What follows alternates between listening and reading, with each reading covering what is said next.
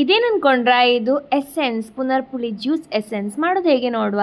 ನಾನು ಊರಿಗೆ ಹೋದಾಗ ನಮಗೆ ತೋಟದಲ್ಲಿ ಸ್ವಲ್ಪ ಪುನರ್ಪುಳಿ ಸಿಕ್ತು. ಟೇಸ್ಟ್ ನೋಡಿದಾಗ ತುಂಬ ಚೆನ್ನಾಗಿತ್ತು, ಸ್ವಲ್ಪ ಹುಳಿ ಇತ್ತು, ಹಾಗೆ ಸ್ವಲ್ಪ ಸಿಹಿ ಕೂಡ ಇತ್ತು. ಸೊ ಎಸೆನ್ಸ್ ಮಾಡಲಿಕ್ಕೆ ಇದು ಸೂಪರ್ ಆಗ್ಬೋದು ಅಂತ ಅಂದ್ಕೊಂಡು ಅದನ್ನು ಹಾಗೆ ಮನೆಗೆ ತೊಗೊಂಡು ಬಂದ್ವಿ, ಸಿಕ್ಕಿದಷ್ಟು ಕೊಯ್ದುಕೊಂಡು ಆದಮೇಲೆ ಚೆನ್ನಾಗಿ ತೊಳೆದು ಹರಡಿ ಅದರಲ್ಲಿ ಬಟ್ಟೆಯಲ್ಲಿ ಅದನ್ನು ಡ್ರೈ ಮಾಡ್ಕೊಳ್ಬೇಕು.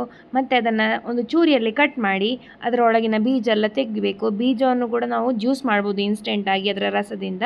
ಸೊ ಅದನ್ನು ಜ್ಯೂಸ್ ಮಾಡಿ ಕೊಡೋದು. ಉಳಿದಿರೋ ಸಿಪ್ಪೆಯನ್ನು ಈ ಥರ ನೀಟಾಗಿ ಪಾತ್ರೆ ಒಳಗಡೆ ಈ ಥರ ಇಡಬೇಕು.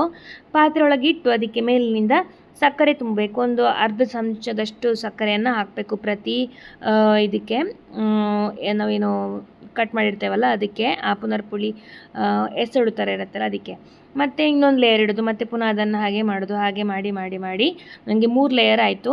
ಅದಾದಮೇಲೆ ಒಂಥರ ಬಟ್ಟೆ ಕಟ್ಟಬೇಕು. 3 ಲೇಯರ್ಗಿಂತ ಹೆಚ್ಚು ಹಾಕಬಾರ್ದು. ಮತ್ತೊಂದು 7 ದಿನ ಇದನ್ನು ಈ ಥರ ಒಣಗಿಸಬೇಕು. ಆವಾಗ ಇದು ಮಂದವಾಗಿ ದಪ್ಪವಾಗಿ ನಮಗೆ ಎಸೆನ್ಸ್ ಸಿಗ್ತದೆ. ಇದನ್ನು ನೀವು ಬಾಟ್ಲಲ್ಲಿ ಹಾಕಿ, ಗಾಜಿನ ಬಾಟ್ಲಲ್ಲಿ ಹಾಕಿ ಸ್ಟೋರ್ ಮಾಡಿಡ್ಬೋದು. 1 ವರ್ಷ ಏನೂ ಆಗಲ್ಲ. ಡೌಟ್ ಬಂದರೆ ಫ್ರಿಜ್ಜಲ್ಲಿಡಿ.